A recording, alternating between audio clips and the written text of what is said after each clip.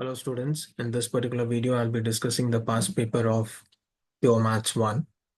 So as you can see, this is Pure Maths 1 October-November series 2024, and this is the variant 1-1. So let's start.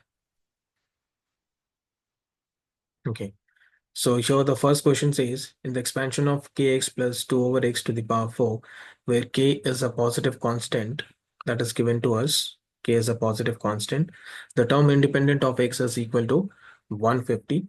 Find the value of k and hence determine the coefficient of x square in the expansion. So basically what we have to do over here is the expansion, the general form of the expansion is NCR. The first term over here, a to the power n minus r, and b to the power r. So this is the general term for the expansion of any binomial expansion, isn't it? So what is n value here? 4, right? So now we have to find the value of k first, and it is given that the term independent of x. So I can plug in over here as 4c kx, okay? And then here b is 2 over x.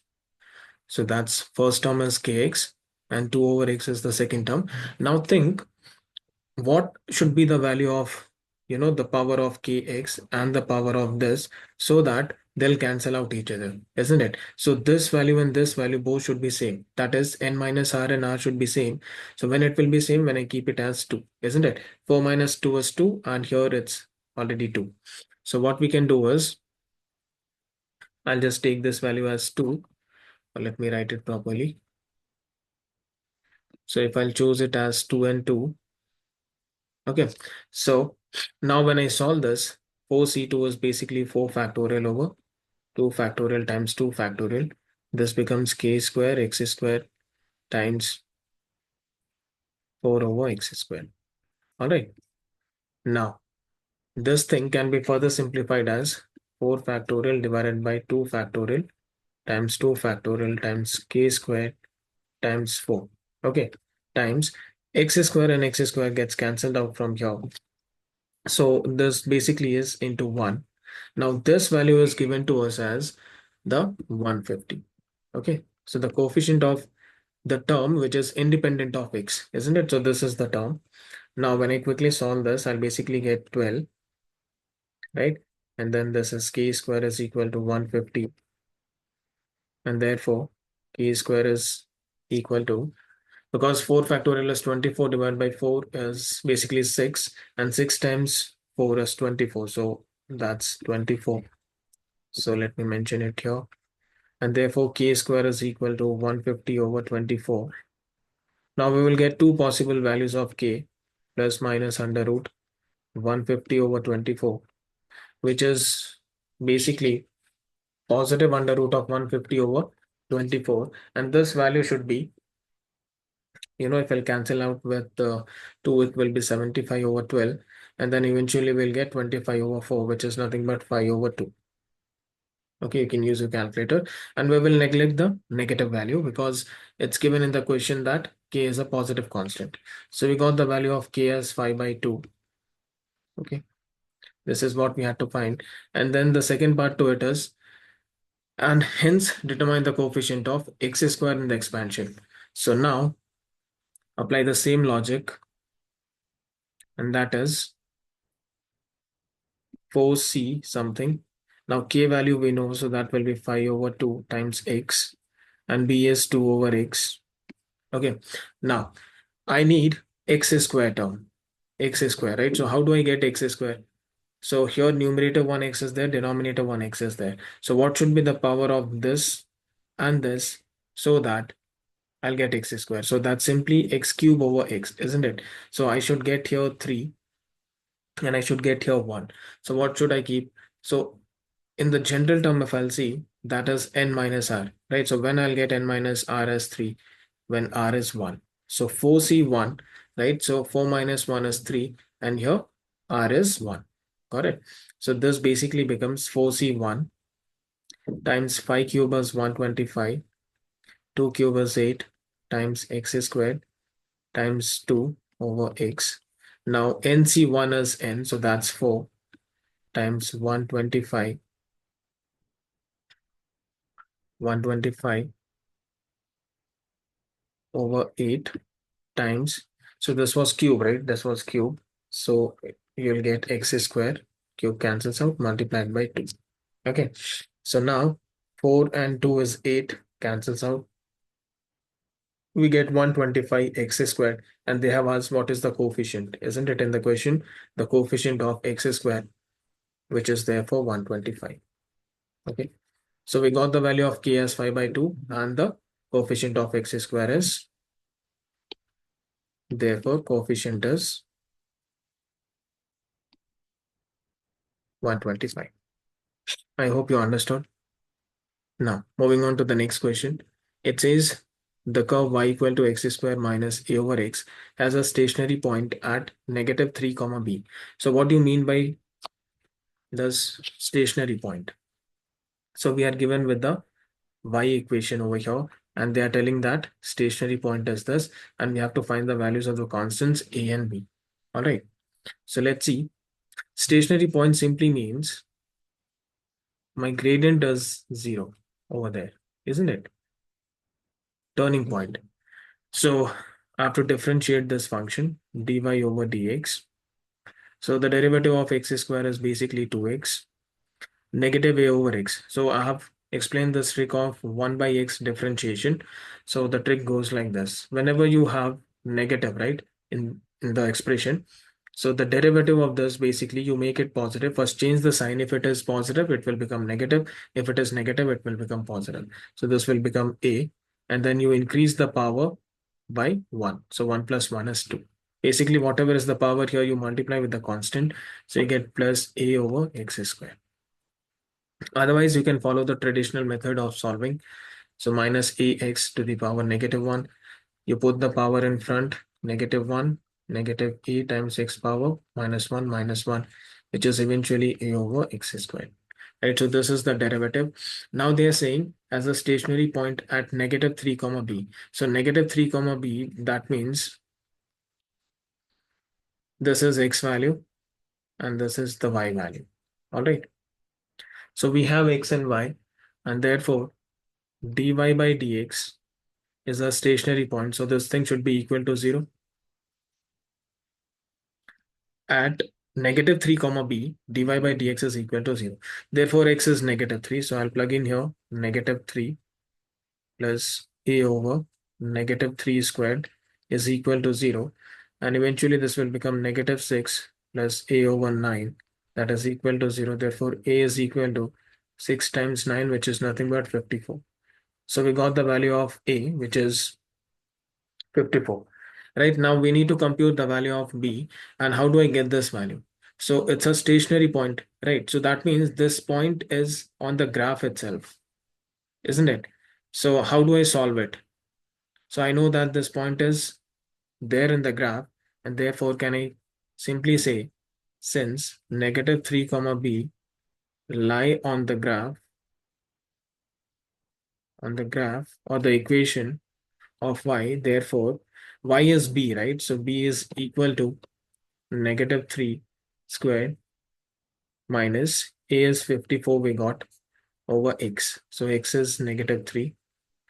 So b is equal to 9. Minus times minus becomes plus 54 over 3, right? So that's basically 18. So we get it as 27. Therefore, b is equal to 27. All right. So that is what we had to do in this question. So a is 54 and b is 27. Now, moving on to the next one. Okay. So this is basically area, the application of trigonometry. So here, let's quickly read this. The diagram shows a sector of a circle. All right. Two radii and one arc is basically a sector. And the center is O. OB is equal to OC is equal to 15 centimeters. So that is what is given. The size of the angle BOC is 2/5 pi radians. Okay. So this angle is also given to us. Points A and D on the lines OB and OC respectively are joined by an arc AD of a circle with center O. The shaded region is bounded by the arcs AD, DC, and the line AB and DC. So these are the straight lines basically. And it is given that the area of the shaded region is 209 over 5 pi centimeter square. So shaded area is given to us.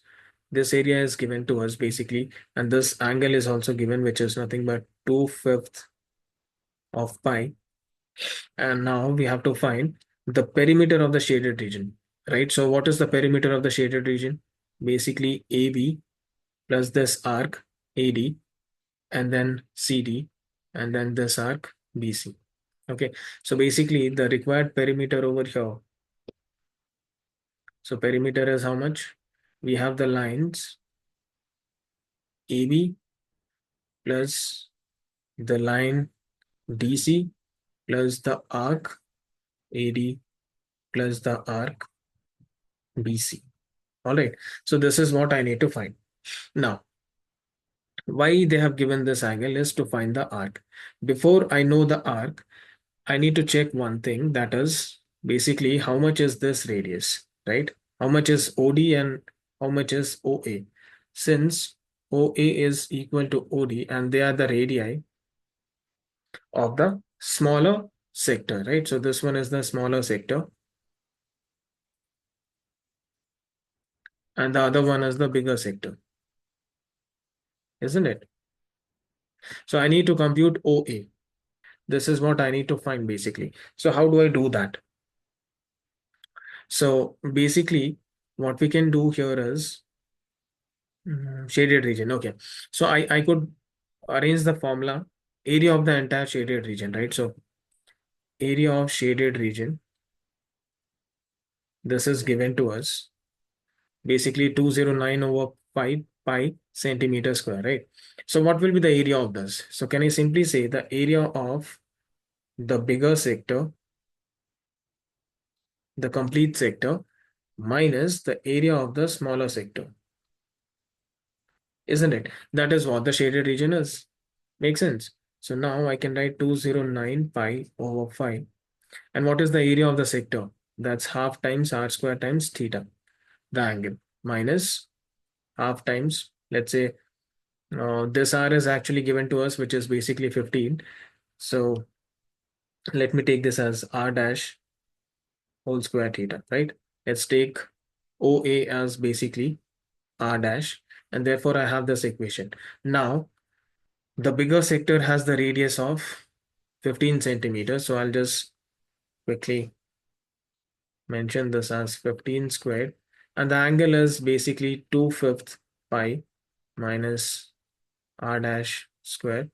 And the angle is 2/5 of pi.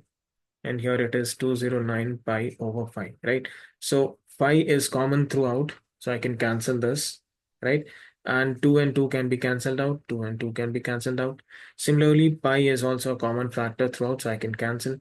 So I basically get 15 square, which is 225 minus r dash square, which is nothing but OA, and that's 209, right? So basically what I get is r dash square is equal to 225 minus 209. Use calculator to solve this. You'll basically get this as 16. So r dash square is equal to 16. Therefore, r dash is equal to plus or minus 4. Right? 4 square is 16. But then what is r dash? Isn't this the radius? Right? So since it is radius, so radius cannot be negative. It's a distance, isn't it? And therefore, r dash is equal to positive 4.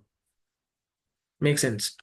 So now what we have is this is positive 4 and this is also positive 4. So what is this line AB now? Complete thing OB is 15, OA is 4. So can I simply say this length will be 11,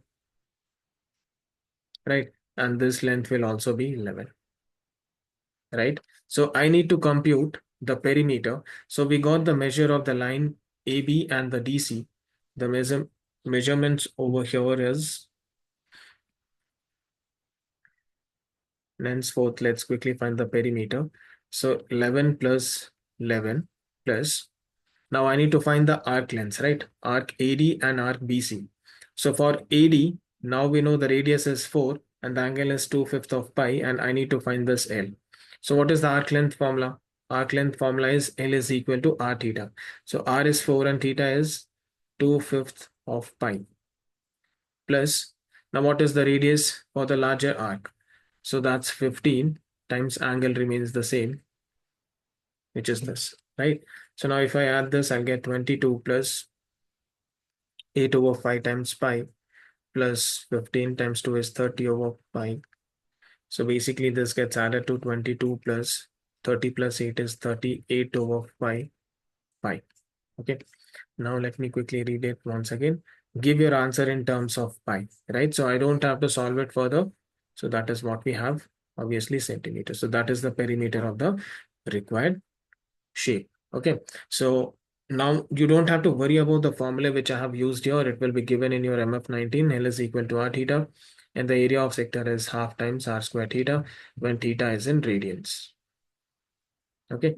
So this is what you will get the information from MF19, which is the formula list, which we have. All right. Now let's move on to the next question. Okay. So now this is based on the concept of, coordinate geometry. So show that the curve with equation.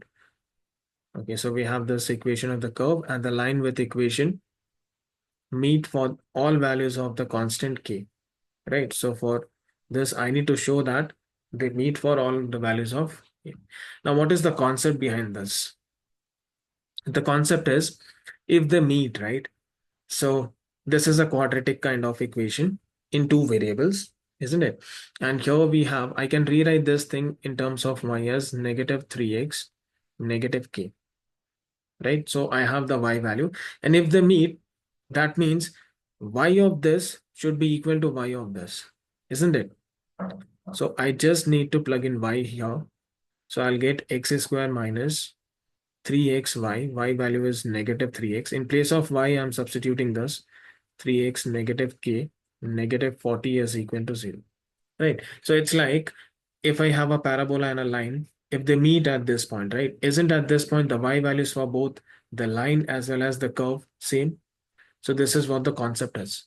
Okay. Whenever meet or something comes, you just equate the y values of both the functions. One of the curve, equation of the curve, and the equation of the line. Now I basically see I'll get a quadratic. If I open this, x squared, negative times negative is positive. You get 9x squared. And then this also becomes positive 3kx, negative 40 is equal to 0. Okay. So this basically becomes 10x squared plus 3kx minus 40 is equal to 0. Now, I need to find the value of k, right? So that it meets for all the values of constant k. So how do I know this? So we know that a quadratic and a line, right? If they don't meet, that means the discriminant. Basically, discriminant will decide whether how many solutions we will get. If it is lesser than 0, they will not meet. Okay, they will not meet. If discriminant is equal to 0, then they will meet at a single point. That means the line will touch the graph. And if d is greater than 0, that means it will cross. So it will meet at 2 points, isn't it? So now we have to use the third condition for discriminant greater than 0. So how do I do that? Discriminant is greater than 0. This is what the condition I have to use to show that it meets for all the values of the constant k. So what's b? B is 3k, that's a is 10, and c is negative 40. So b square minus 4ac should be greater than 0. So you plug in the values. B is 3k whole squared minus 4ac, negative 40 is greater than 0. Now this becomes 9k square, negative times negative is positive. 40 times 40 is 1600, which is greater than 0, isn't it? Now, can I simply say 9k squared is always greater than negative 160, right? I mean, no, 1600. Okay, so now if you'll see this, I'll write k squared dividing both the sides by 9. I basically get this, right? So now how do I interpret this that it is true for all the constant values of k? Okay, so that is what the question is. So I see here my LHS is always greater than 0, right? So that is always positive. K square is always positive, right? So no matter what value of k I keep, its square will always be positive, right? So if it is always positive, so can I simply say k square is always greater than 0?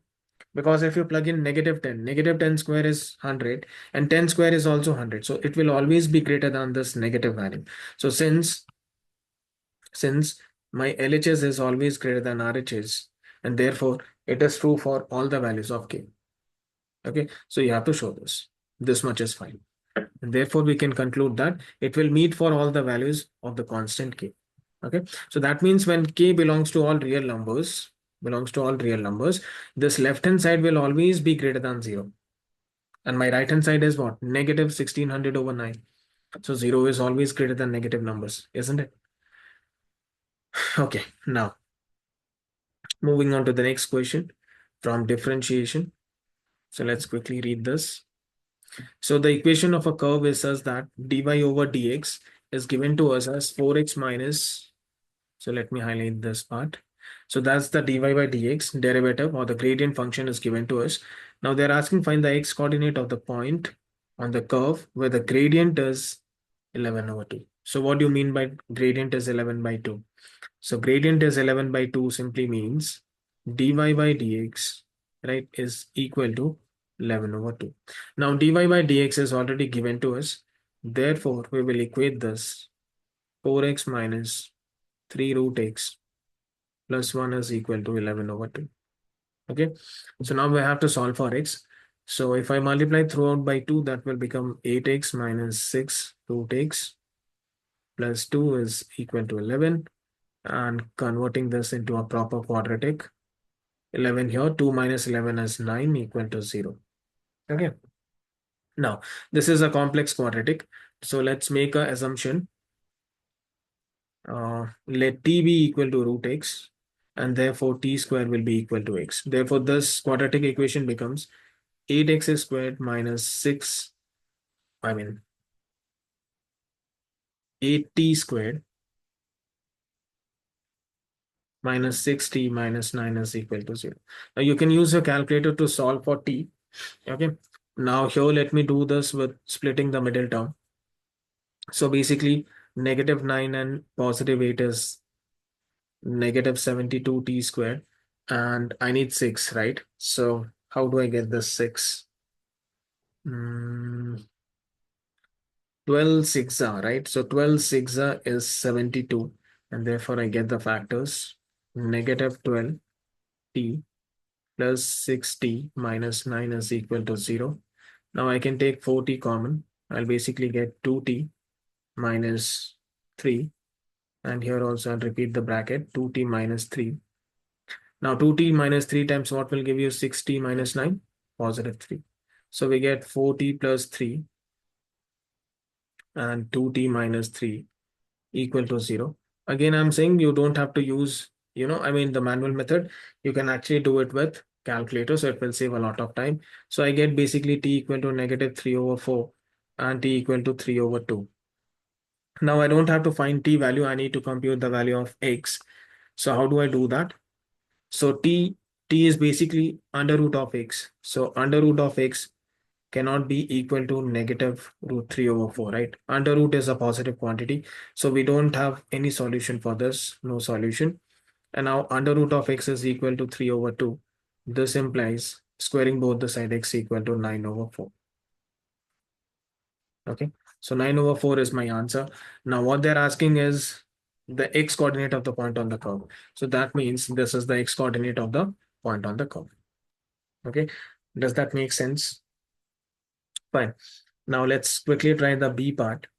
Here it says, given that the curve passes through the point, that means this point will satisfy the equation of the curve. Find the equation of the curve. So from differentiation, how do you find the equation of the curve? So let me use this equation, which is basically dy over dx equal to 4x minus 3, what it is, 3 root x plus 1. Now, in order to find the equation of the curve, I need to integrate both the side with respect to x.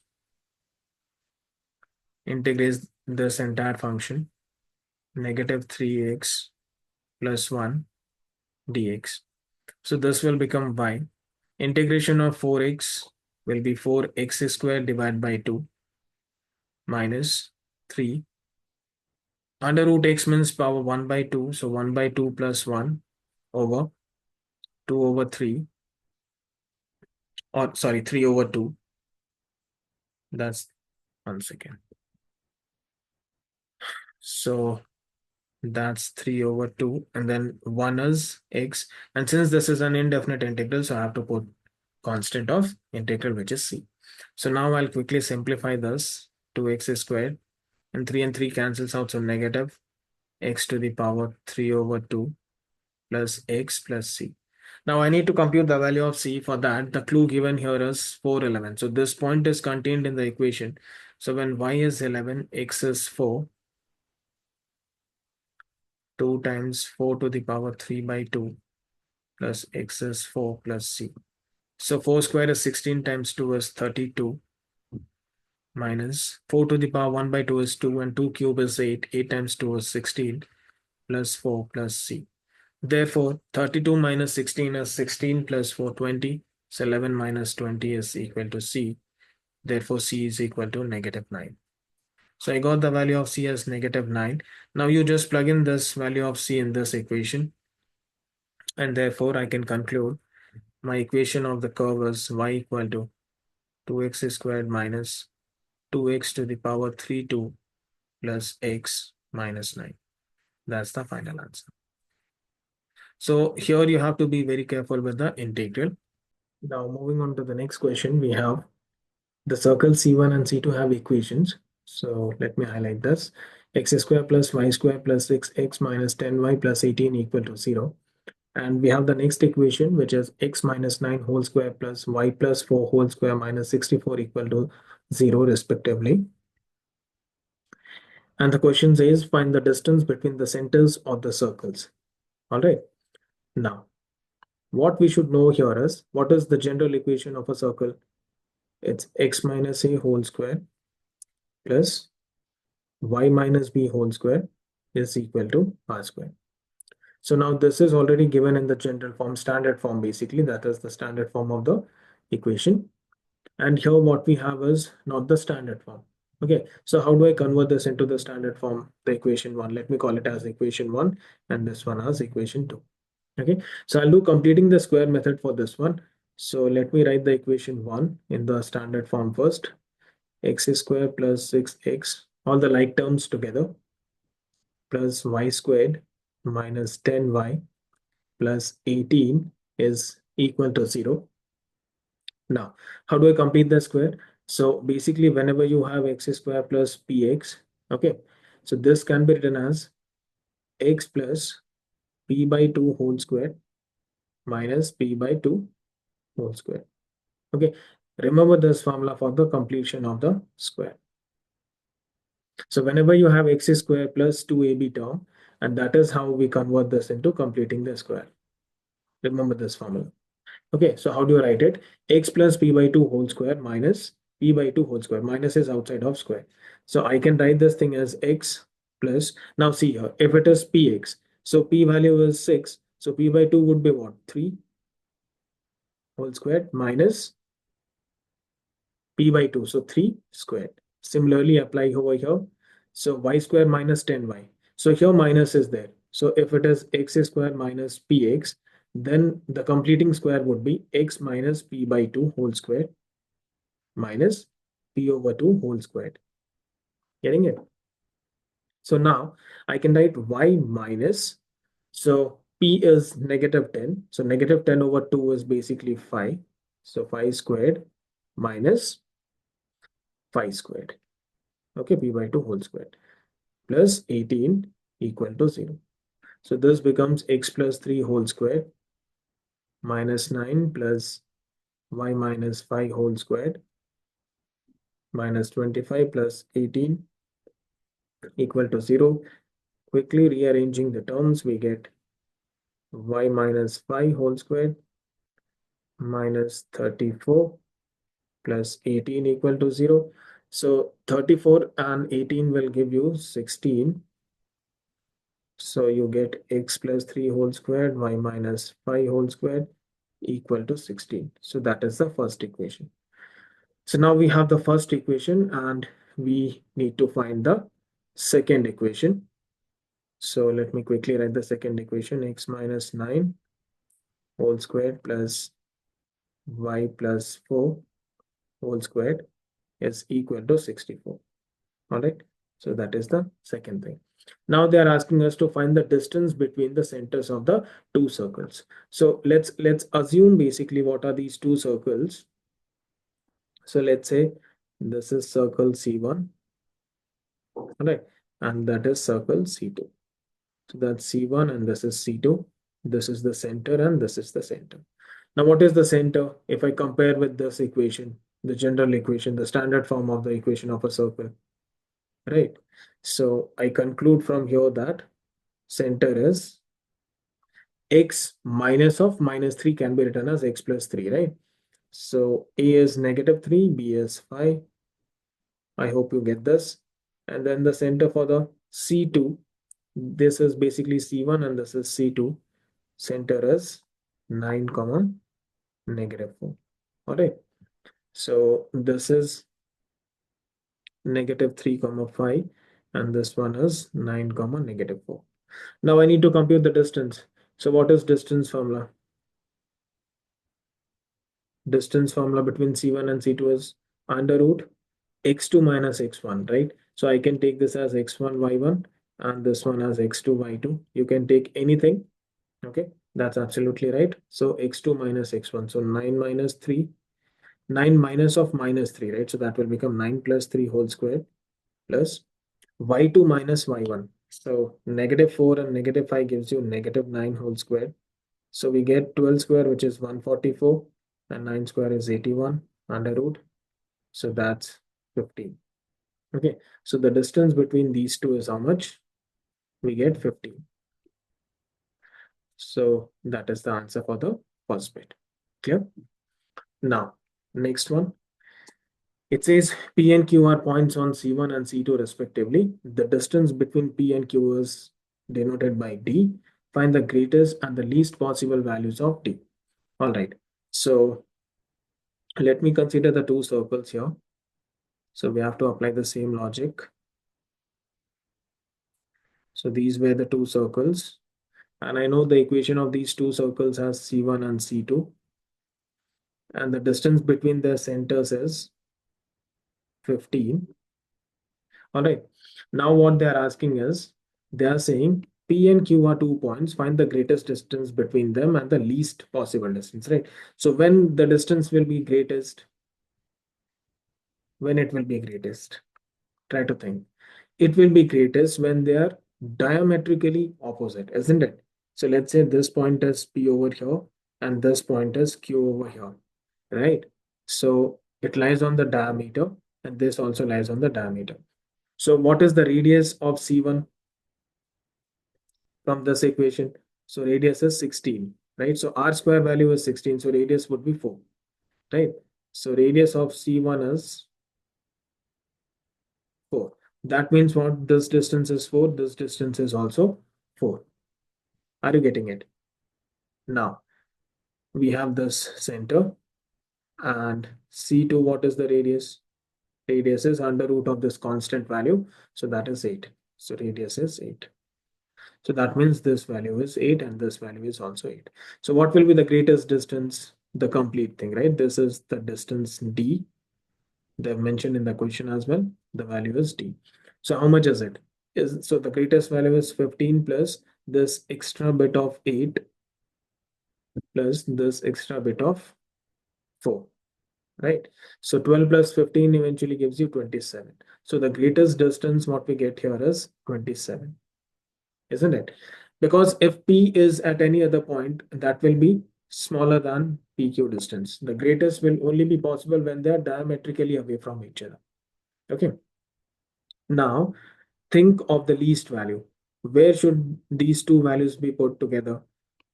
Let me use a different color. Can I simply say here and here?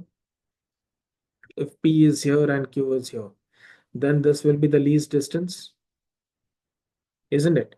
So the least distance what we get here is when P and Q are very close to each other, right? So from center to center, the distance is 15. So 15 minus this distance, which is 4, and this distance, which is 8. So minus 4 and minus 8. So we get 15 minus 12, which is equal to 3. So here the least distance is 3. I hope you got the concept. Okay. Now moving on to the next one. Let me quickly read this. So here what we have is the diagram shows part of the curve with equation y equal to 12 over cube root of 2x plus 1. The point A on the curve has the coordinate 7 over 2 comma 6. Find the equation of the tangent to the curve at A. Give your answer in the form y equal to mx plus c. All right. So what is the logic behind this? At this point, I need to find a tangent. So tangent will be something like this. So tangent is a straight line, and therefore they have asked us to find the equation in terms of y equal to mx plus c. Okay. Now, how do I get the gradient, the m value? So I need to differentiate this. Okay. So let me highlight this function here. This function is to be differentiated because the derivative at this point a will give me the slope of the tangent. So dy by dx, getting it, dy over dx will give you the slope of the tangent, and slope of the tangent is m. Getting it? So how do I differentiate this? So I can rewrite this thing as 12 over 2x plus 1, and this is cube root, right? I can write like this. Now dy by dx of this would be, write 12 as it is, 2x plus 1 whole thing to the power negative 1 over 3. Now, how do I differentiate this? I'll put the power in front, 12 as it is, 2x plus 1. So this is 2x plus 1 to something power, right? So this is function to the power. Now, how do I differentiate? You have to use chain rule, substitution method, but then you can also do it directly. First, differentiate the power by this, minus 1, and then continuously in multiplication differentiate the function. So what is derivative of 2x plus 1? That is 2. All right. So what you get here is negative 12 over 3, which is negative 4 multiplied by 2 multiplied by 2x plus 1 whole thing to the power negative 4 over 3. So that's your dy by dx. dy over dx. So which is basically negative 8 over 2x plus 1 to the power 4/3. All right. Now, the point A is what? 7 over 2 comma 6. So basically, this is x value and this is y value. So tangent at A, I can simply say would be dy by dx at A, which is 7 over 2 comma 6, and that's x value. So at x 7 by 2, and this is only the m value, mind it. This is the slope itself of the tangent. We're talking about the slope of the tangent, which is nothing but negative 8 over 2 times 7 over 2 plus 1 whole thing to the power 4/3, which is negative 8.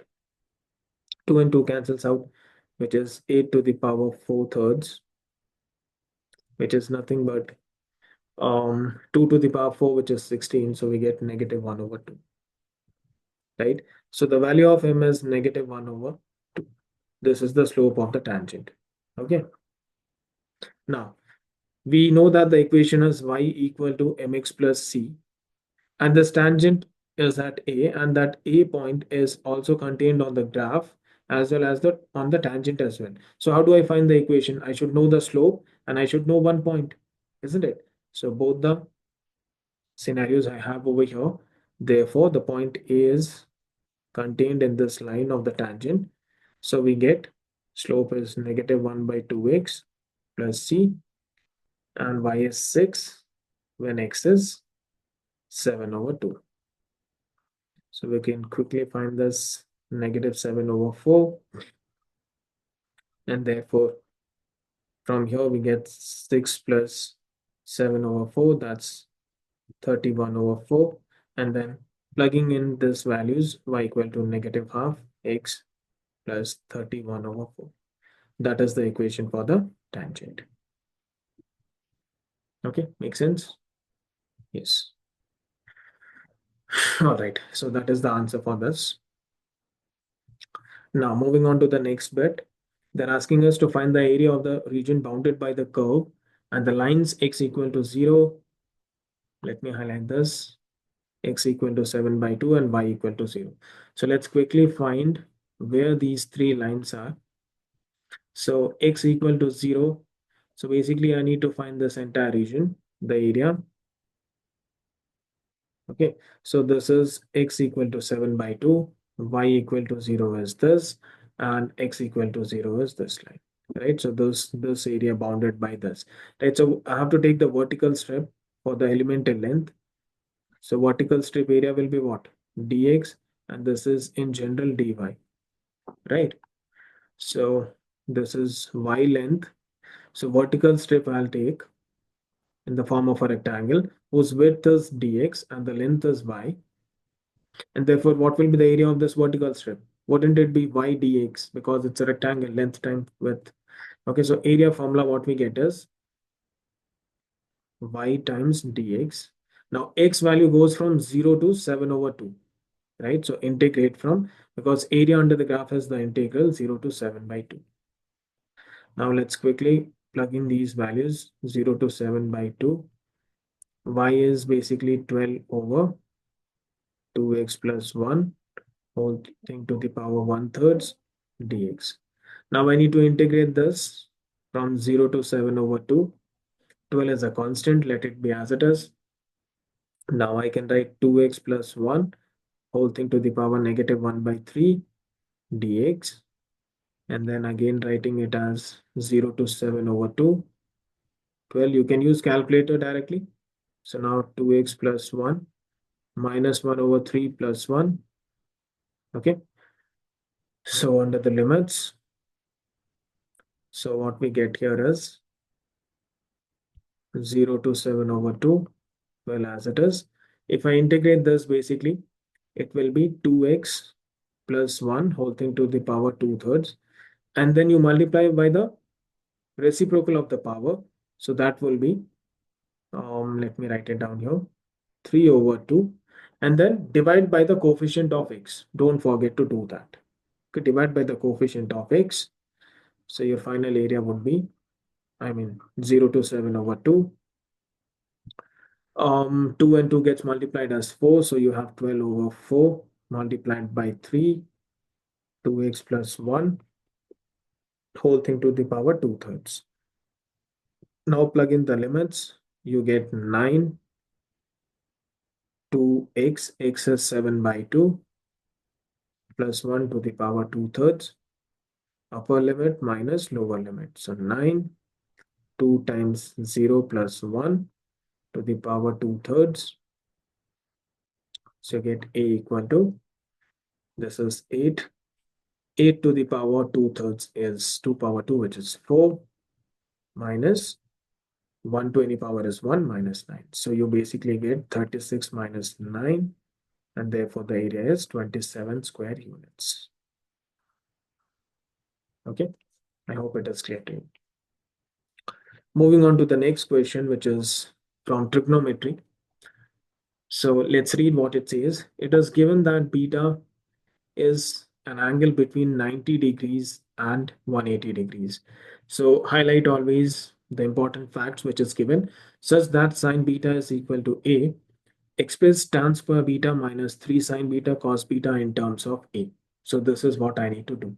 So let's quickly interpret this, what is given to us. It's given that beta lies between 90 to 180. That means I can interpret like this.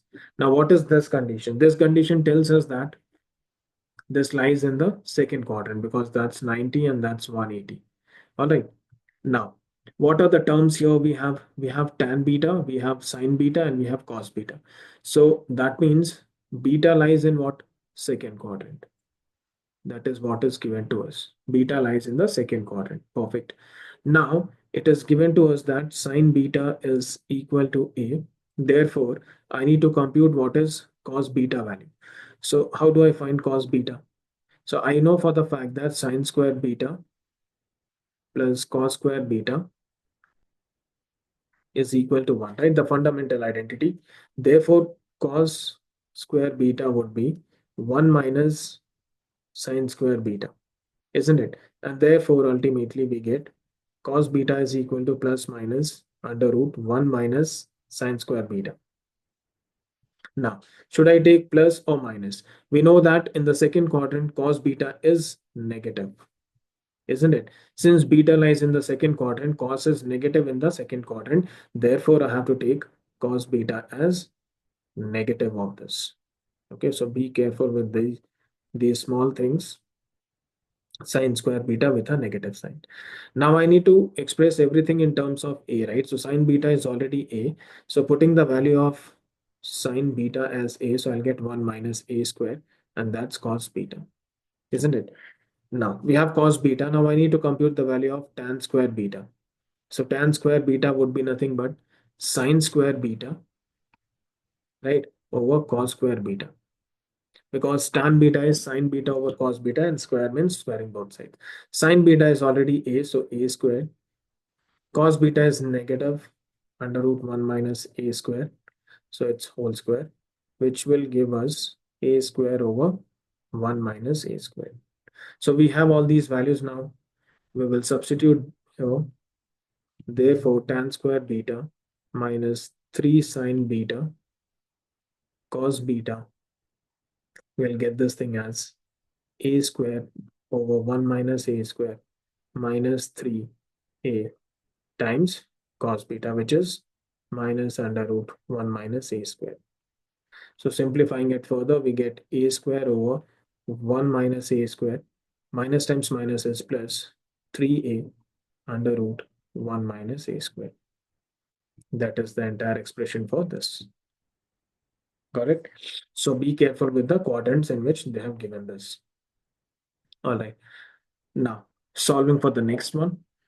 Sine square theta plus 2 cos square theta is equal to 4 sine theta plus 3. It's an equation where theta lies from 0 to 360 degrees, right? And 0 and 360 are not being inclusive. That means all these four quadrants. Okay. Now this is 0, this is 180, and that's 360. Okay. 90 and 270. That means all the four quadrants, that is the domain of this. Now I see here that there are two variables, sine theta and cos theta. Okay, so how do we make this as a single equation with a single variable, isn't it? Because I cannot solve it for two variables with one equation. So what I'll do is I'll simplify it as sine square theta plus 2. Now, since on the right hand side also I have sine theta, and left hand side I have sine theta, so more terms are of sine theta, so let's convert everything in terms of sine theta. So cos square theta can be written as 1 minus sine square theta from the fundamental identity of sine square theta plus cos square theta as 1, so equal to 4 sine theta plus 3. Now simplifying it further, we get sine square theta plus 2 minus 2 sine square theta equal to 4 sine theta plus 3. Now rearranging all the terms, we get 2 minus sine square theta. Minus 2 sine square theta plus sine square theta makes you minus sine square theta equal to 4 sine theta plus 3. Now shifting everything to right hand side, what we get is sine square theta plus 4 sine theta plus 3 minus 2 equal to 0. So I'm transposing every term to right hand side, and therefore I get a quadratic, which is sine square theta plus 4 sine theta plus 1 equal to 0. Now I need to solve for x. Okay, so let's see how do we do that. So I can apply the quadratic formula simply over here. So sine theta acts as a variable. Okay, so which is minus b. B is 4, so minus b plus minus under root b square, so 4 square minus 4ac. So a value is 1 here, c is also 1, so 1 times 1 over 2a. A is 1. So I get negative 4 plus minus under root 16 minus 4 over 2. So I get two values of theta. So I basically get sine theta is equal to negative 4 plus my, sorry, 1 is with the plus root 12 over 2, and I get sine theta as negative 4 negative under root 12 over 2. Okay. Now, see here, negative 4 and negative 12. So this is negative 12, right? Under root of 12 is basically close to some 3. So negative 4 minus negative 4 minus 3 point something, isn't it? Divided by 2. So this quantity is basically greater than negative 1. Oh, I mean, smaller than negative 1. Pardon. So that's smaller than negative 1.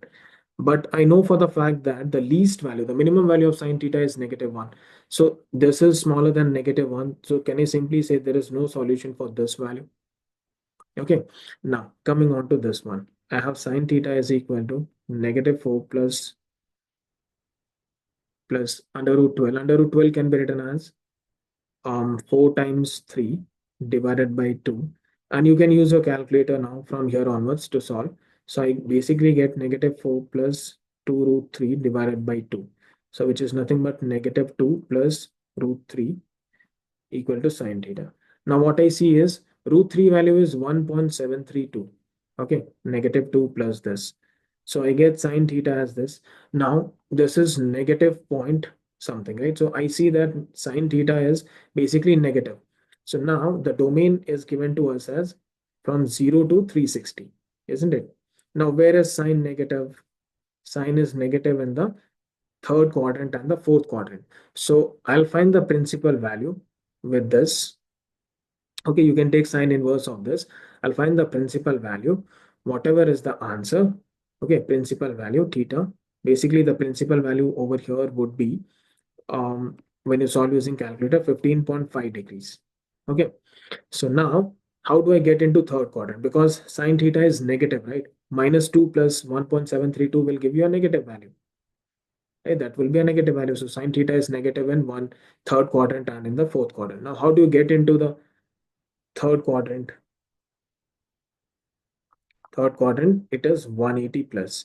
Always do 180 plus minus. Okay, so that's 195.5 degrees, and theta 2 is in the fourth quadrant. Okay, so fourth quadrant value would be 360 minus 15.5. Right, so 360 minus 15.5, which is 344.5 degrees. All right, so always do 180 plus minus and 360 plus minus, because 180 and 360 lies on the reference x-axis. So whenever we get into second and third quadrant, we have to do 180 plus minus, because 180 and 360 lies on the x-axis, and x-axis is called as my reference line. Don't do 90 plus or 270 minus. Okay, because sine of 270 plus theta will give you cos theta value. Sine changes to cos. So y-axis is not the reference, x-axis is the reference axis, because all the angles are measured with respect to the x-axis, and therefore these are your possible answers. So this was for the first quadrant, the principal value. So 180 plus principal value will ultimately get you in the third quadrant, and 360 minus something will get you in the fourth quadrant. So that was the answer. Okay, now the next question. It says the equation of a curve is y equal to 4 plus 5x plus 6x squared minus 3x cubed. Find the set of values of x for which y decreases as x increases. So let me highlight this. And now we have to show that y is decreasing as x is increasing. So this condition is for decreasing function, right? So I need to find when this function is decreasing, right? What is the condition for decreasing? My gradient dy by dx should be lesser than 0. Okay, this is the condition we have. So I'll just quickly differentiate this dy over dx, which is equal to derivative of 4 is 0, 5x is 5, 6x is 12x, and negative 3x cube is negative 9x squared. Okay, so we have this. Now the condition for decreasing is dy over dx should be lesser than 0. Okay, so it is saying when x is increasing, find the set of values of x for which y is decreasing. So therefore, I'll quickly write this thing as negative 9x squared plus 12x plus 5 is lesser than 0. All right. Now I need to factorize this. So negative 9 times 5 is basically negative 45x squared. Multiply first in the constant term. Two factors whose sum is positive 12 and the product is negative 45. So I know that that is 15 times 3, right? So I can quickly write plus 15x times negative 3x will give you negative 45x. So if I simplify this, x squared plus 15x minus 3x All right, plus 5 is lesser than 0. Now, I can take negative 3x common from this. So what will I get? I'll get 3x here inside the bracket plus negative 3 times what will give you 15x? It should be negative itself, right? So negative 5. So negative 3x times negative 5 is positive 15x. Now once you get the first bracket, you repeat the bracket at certain space. Now 3x times what will give you negative 3x? That's negative 1 is lesser than 0. Now what is common in these two terms? I get 3x minus 5 as common and negative 3x negative 1 lesser than 0. Now be very careful. Whenever you factorize, make sure that the coefficient of x is always positive. Okay. So an important note over here. Okay. Make sure the coefficient of x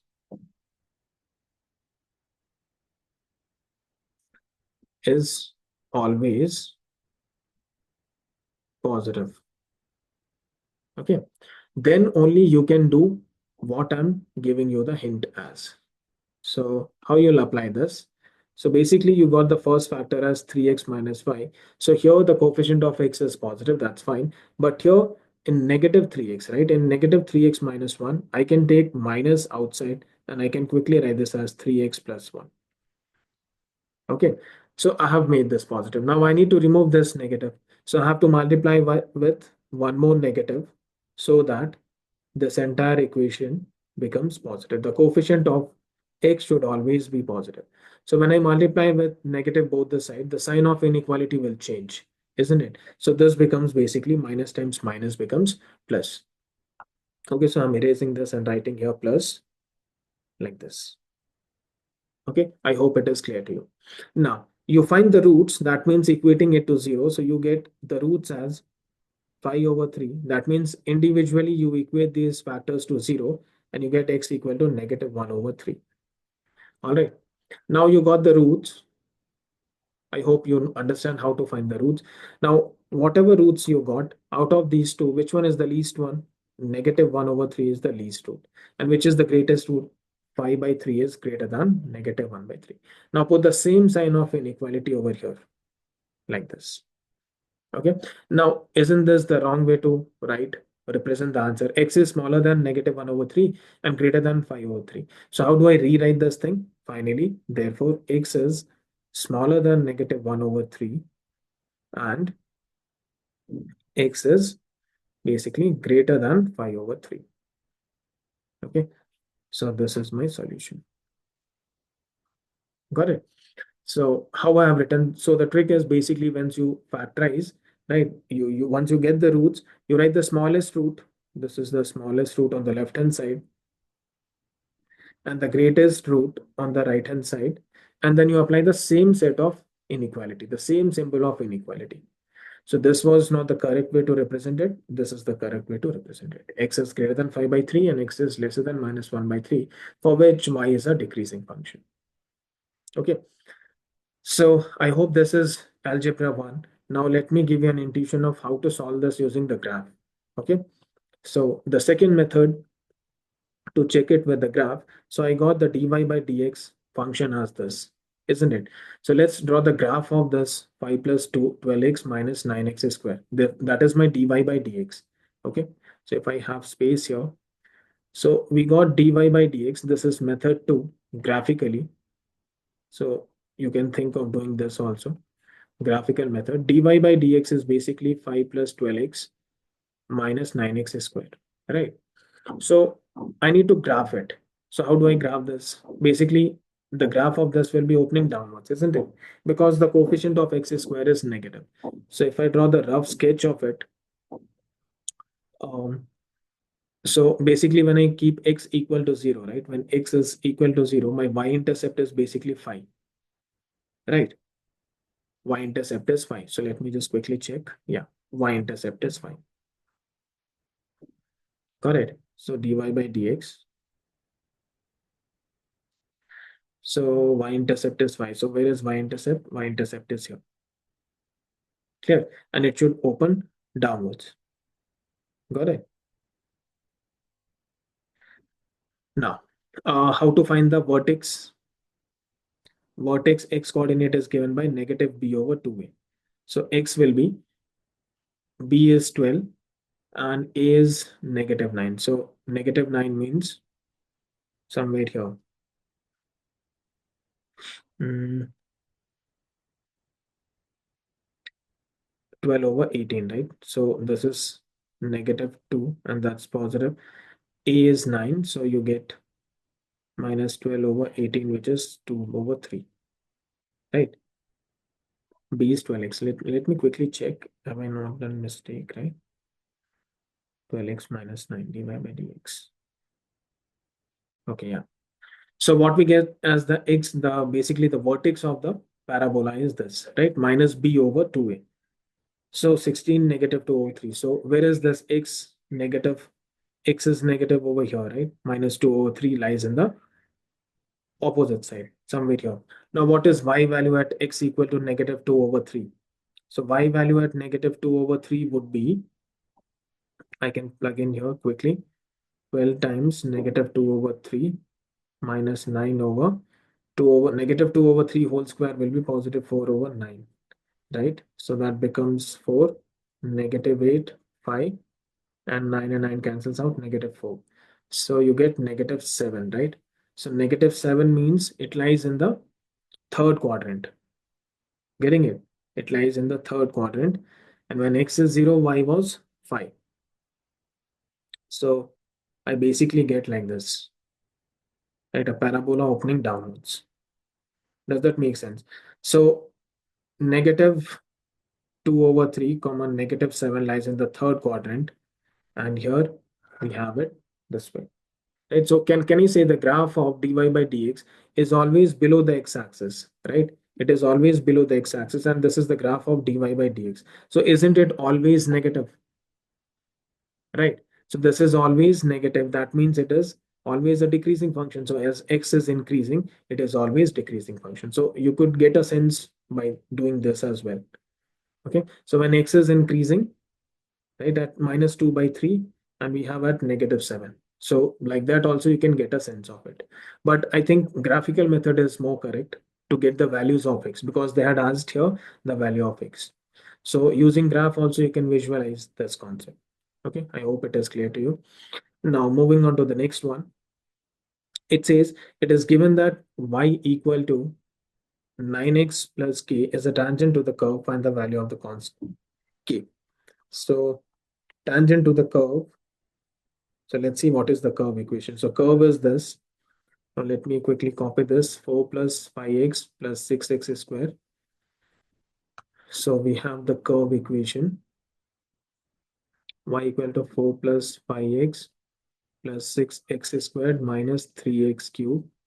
And we have the equation as the tangent, right? So for the tangent, the equation is y equal to 9x plus k. All right. So what we see from here is the slope of the tangent is what? 9x, right? Slope. And what does dy by dx gives us? This also gives us the slope, isn't it? So I get 5 plus 12x minus 9x squared. So 5 plus 12x minus 9x squared should be equal to 9. Okay. So now taking everything to right hand side. So 9x squared minus 12x plus 9 minus 5 equal to 0. So what we get here is negative 12x plus 4 equal to 0. So 9 times 4 is 36x squared. Two factors whose product is 36 and the difference is 12 is negative 6x and negative 6x. So I can quickly split this. You can always use the calculator to factorize and get the value of x. So I can take 3x common. I'll get 3x minus 2, 3x minus 2, and 3x times what will give you negative 6? It will give you negative 2. So the two factors are 3x minus 2 and 3x minus 2, which is basically 3x minus 2 whole square, right? So I get x is equal to 2 over 3. So this is what the value of x is. Where this tangent is, to the curve, isn't it? So the point of tangent we got. So this is point of tangent, tangency, you can say, point of tangency, where the tangent touches the curve. Okay, now what is the y value corresponding to this? How do I find that? You just plug in the value of x in the equation itself. Okay, so in this equation, if I plug in, let me get the y value. So y is 4 plus 5 times x 2 over 3 plus 6 times 2 over 3 whole squared minus 3 times 2 over 3 whole cubed. So solving it further, we get 4 plus 10 over 3 plus 2 square is 4, 4 times 4 over 9, right? So 9 means, so we basically get 4 over 9, let it be as it is, minus 2 cube is 8, and we have 3 cube is 27. Okay, so we quickly solve this, plus 10 over 3 plus 3 times 3, 3 times 2.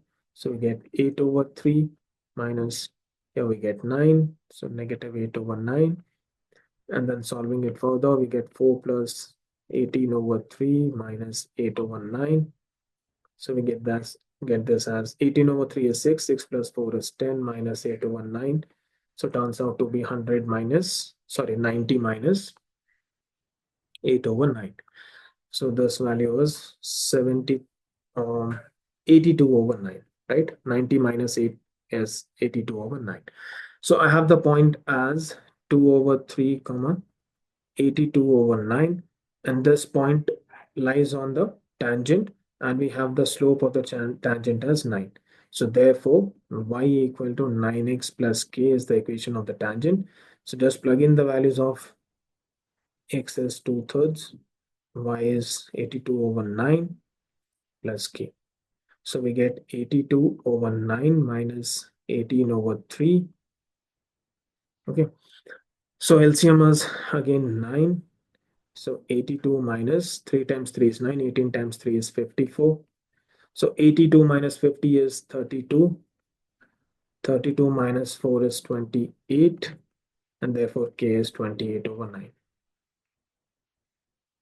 Okay, so that is what we had to do in this particular question. I hope you understood. Okay, now moving on to the next one.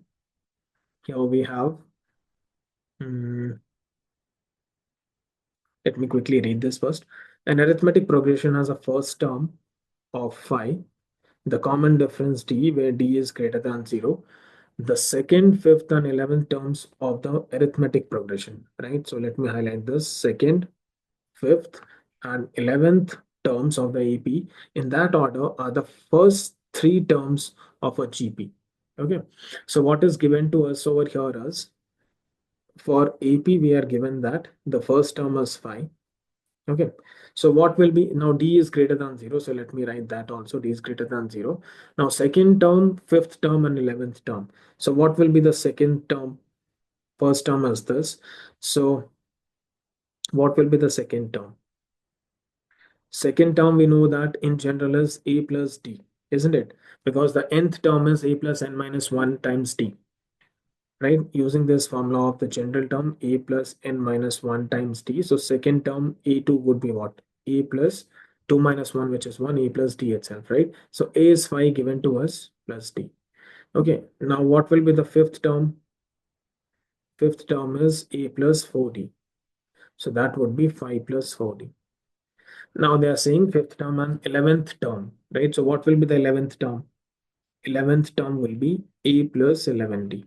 I mean 10d, 1 n minus 1, right?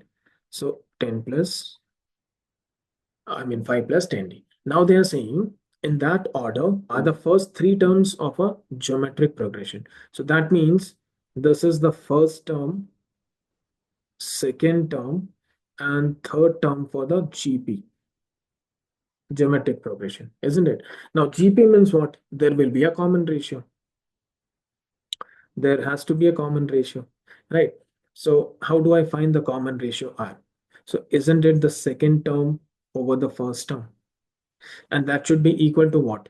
Third term over second term. This is how I find the common difference. So using this equation, I can plug in here. What is the second term?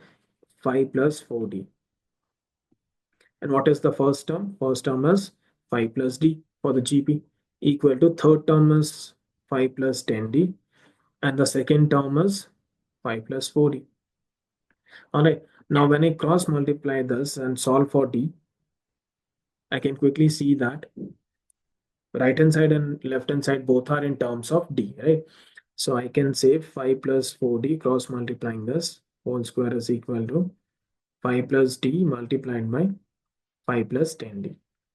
So a plus b whole square is 5 square 25, 4d square is 16d square plus 2ab. So 2 times 5 is 10, 10 times 4 is 40d equal to 5 times 5 is 25, 5 times 10 is 50d plus d times 5 is 5d plus d times 10d is 10d squared. I can cancel out the common terms 25 and 25. I have 16d square minus 10d square, taking like terms to one side, and then plus 40d minus 50 plus 5 is 55d equal to 0. Okay, so we finally get 6d square minus 15d equal to 0. Now I can take 3 and d common from these two, so I get 2d minus 5 equal to 0. Therefore, I get d equal to 0 and I get d equal to 5 by 2. Now, clearly it's mentioned in the question that d is greater than 0, isn't it? So if d is greater than 0, that means this is not the possible answer. This is the possible answer. So I get the value of d as 5 by 2. And that is what they had asked in the first part, to find the value of d. Okay, perfect. Now let's move on to the next bit, which is basically the sum of the first 77 terms of the arithmetic progression is denoted by S77. The sum of the first 10 terms of the geometric progression is denoted by G10. All right. So what is S77 stands for? The sum of AP formula is n by 2. So n over here is 77 times 2a. For AP, what was the a value? The first term was 5. So 2a, 2 times 5 plus n minus 1 into d. So n is 77 minus 1 times d. D value, what we found is from here 5 by 2 from the previous part, right? So d value was already 5 by 2. So when I solve this further, I get 77 over 2. I get this thing as 10 plus 76 times 5 over 2. So you can solve it further. 77 over 2, 10 plus, that's 38, and 38 times 5. So 40 times 5 is 200. 200 minus 2 times 5 is 10. So 190 you will get. Okay, so you can use calculator to further solve this. 77 over 2, and that's 200. So you get 7700, right? So S77 value you got. Now you need to find G10, right? So sum of GP, right? 10 terms in a GP. What is the formula? The formula is A multiplied by R to the power n minus 1 over R minus 1. Again, this formula is given in your MF19 formula sheet, so you don't have to mug up. Now I need to find A, right? What is the first term and what is R and what is n? So n is basically 10. So let me first find A and for the GP, right? So what is the first term in the GP? First term in the GP is 5 plus D. So for GP, what is the first term? First term is 5 plus D, right? So that's 5 plus 5 by 2, which is nothing but 10 plus 5, which is 15 by 2. Okay. Now, how do I find the common ratio? So common ratio is second term over first term, which is 5 plus 4D over 5 plus D. Or I can say 5 plus 10D over 5 plus 4D. That is the common ratio. So 5 plus, what it is, 5 plus 10D over 5 plus 4D. Now I'll just quickly plug in here. 10 multiplied by 5 by 2 plus 4 plus 4 multiplied by 5 by 2. So this gives me 30. 25 plus 5 is 30. And this gives me 15, which is nothing but, right? So we get A as the first term of the GP is 15 over 2 and the common ratio was 2. So 15 by 2 and 2. So first term is 15 by 2, r is 2, n is 10 minus 1, whole thing divided by 2 minus 1. So I basically get 15 by 2. 2 to the power 10 is 1024 minus 1, and that's 15 by 2, so 1023 over 2, isn't it? So I need to find S77 minus G10, which is equivalent to 7700 minus 15 times 20, 1023 over 2. Okay, so this is, if I take the LCM, I'll get 004, 15,400 minus basically 15 times 1000, that's 10234. That will give me 15,345, and therefore subtracting this, I basically get, and the whole thing is divided by 2 as well. So if you solve it further using the calculator, my final answer should be 55 divided by 2, which is nothing but 27.5. Okay, so that is the value of this S77 minus G10. Let's quickly move on to the last question. So we are given that the function f is defined by f of x equal to 3 plus 6x minus 2x square for all x belongs to real number. So that is the domain. Okay. Now express f of x, it is saying in the form a minus b x minus c whole square, where a, b, c are the constant, and state the range of f of, I mean f, the function, isn't it? So how do we do this? So basically, I need to complete the square, right? So I'll write f of x is equal to, in the standard form, x square term first plus 6x plus 3. Now, when we do completing the square method, always remember the coefficient of x should always be 1. So how do I do that? I'll take negative 2 common throughout. So I'll get x square. Now, plus 6x over negative 2 plus 3 over negative 2. Right, this is what we will get. Now simplifying it further, I get x square minus 3x minus 3 by 2. Okay. Now in the previous question also I have told you this. Whenever you have x square minus px, this form, and I need to complete the square. So I simply need to write x minus p by 2 whole square minus p by 2 whole square. Okay. So where is x square minus px? X square minus px value is this. These two terms. So minus 2 is outside. I can write these two terms as x minus, right? So see here, p is 3.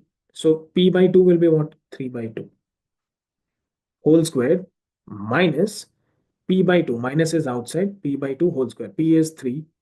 So 3 by 2 whole square. Okay. And this remaining negative 3 by 2, you write it as it is. Got it? So now you simplify it, x minus 3 by 2 whole squared minus 9 over 4 minus 3 by 2. Now take this 2 inside, so this will be negative 2 x minus 3 by 2 whole squared. Negative times negative is positive. 2 times 9 over 4. Negative times negative is positive. 2 times 3 over 2. So once you solve this, you basically get that's 2, and this 2 and 2 cancels out. So you basically get 15 by 2 minus 2 times x minus 3 by 2 whole square. So that is your f of x in the completed square method. Now I need to find the range of this. So how do I find the range? So in order to find the range, all we have to do is see the constant term, right? So constant is 15 by 2 and we are subtracting something. So when x minus 3 by 2, this is always a positive term. That means we are subtracting something from 15 by 2.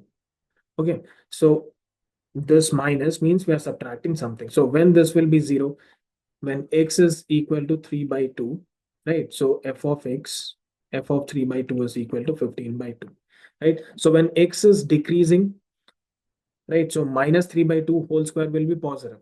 So that means you are subtracting something from 15 by 2. So what is the least which you can subtract from here? So when x is 3 by 2, it becomes 0, right? When this quantity is equal to 0, then what is the maximum value you are getting? 15 by 2. And then since x minus 3 by 2 square is always positive, so that means we are subtracting something from this. So y will keep on decreasing. So f of x should always be lesser than equal to 15 by 2. So that is my range. Because you're subtracting something from 15 by 2. Okay. So when this will be the least, this square term, when x is 3 by 2. So that is 0. Right? When I keep x as, what do you call 1. So you will get 1 minus 1.5, which is negative 0.5 whole square is positive 0.25. And then positive 0.25 multiplied by 2 is 0.5. So that means you're subtracting something from 15 by 2. So the least value is this. Got it? Okay. So now coming on to the next question. The graph of y equal to f of x is transformed to the graph of y equal to h of x. This is what is given. And here we have this, and here we have this. By a reflection in one of the axes, followed by a translation, okay, it is given that the graph of y equal to h of x has a minimum point at the origin. Okay, so after reflection and, okay, so let's get the first rough sketch of the initial function, right? What it is? Minus 2x square plus 6x plus 3. So the rough sketch of minus 2x square plus 6x plus 3 would be, since a is negative, the coefficient of x square is negative, so the graph will be opening downwards. Okay. Now what is the x coordinate of this vertex? X coordinate of this vertex is negative b over 2a. So that's negative 4. So which is nothing but 3 over 2. Right.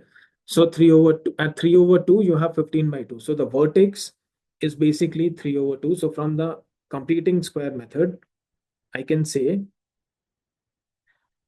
the vertex over here is at 3 by 2, 15 by 2.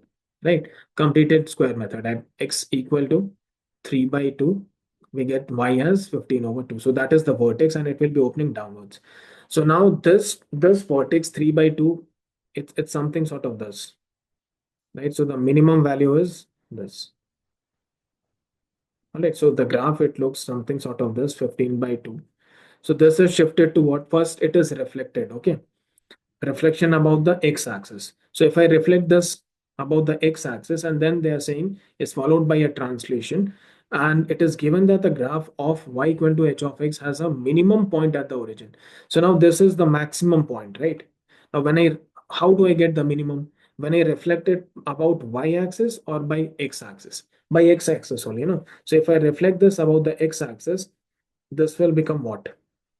This will become x will remain same 3 by 2 minus 15 by 2. Okay, so this is the minimum.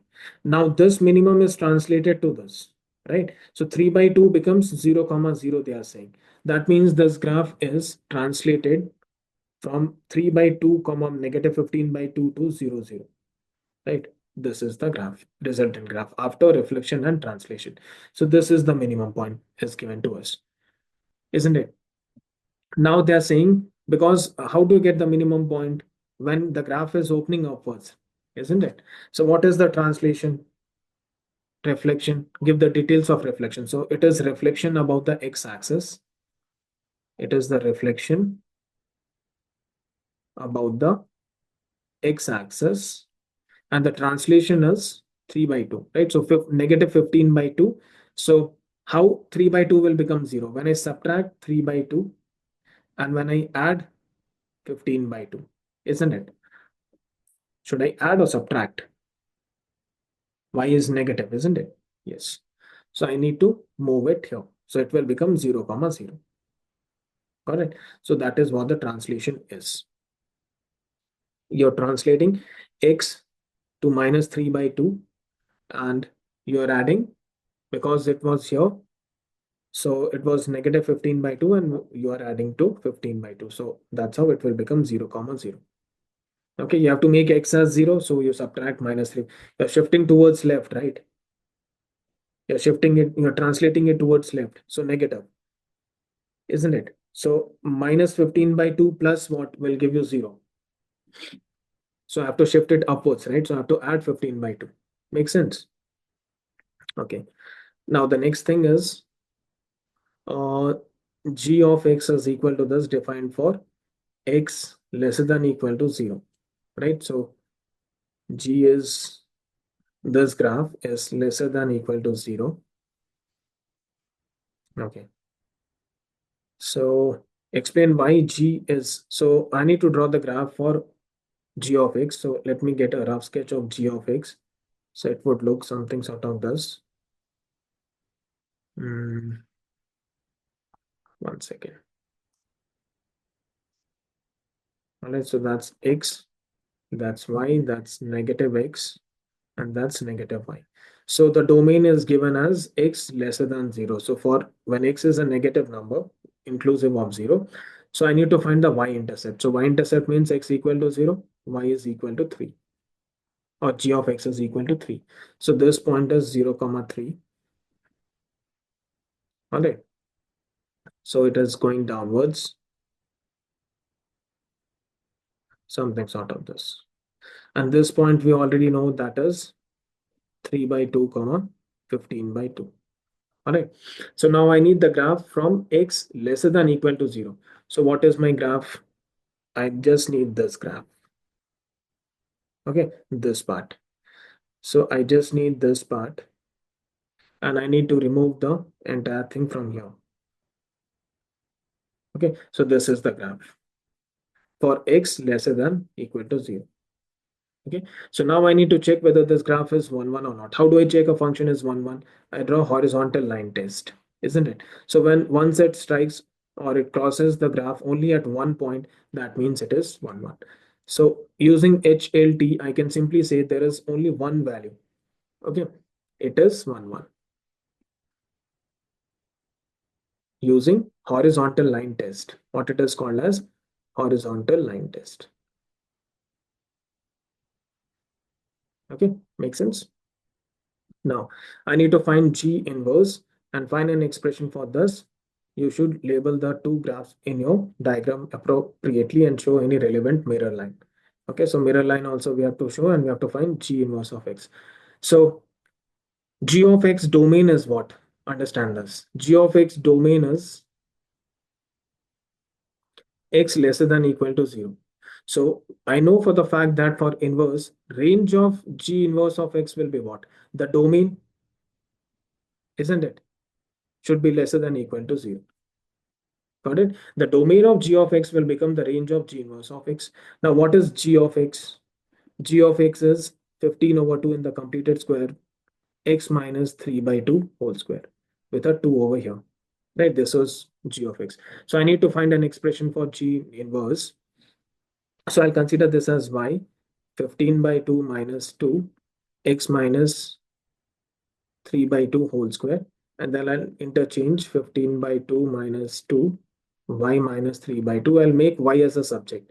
So while doing that, this will become positive y minus 3 by 2 whole square is equal to 15 by 2 minus x. Dividing by 2, it will become 15 by 4 minus x by 2. That's y minus 3 by 2 whole square.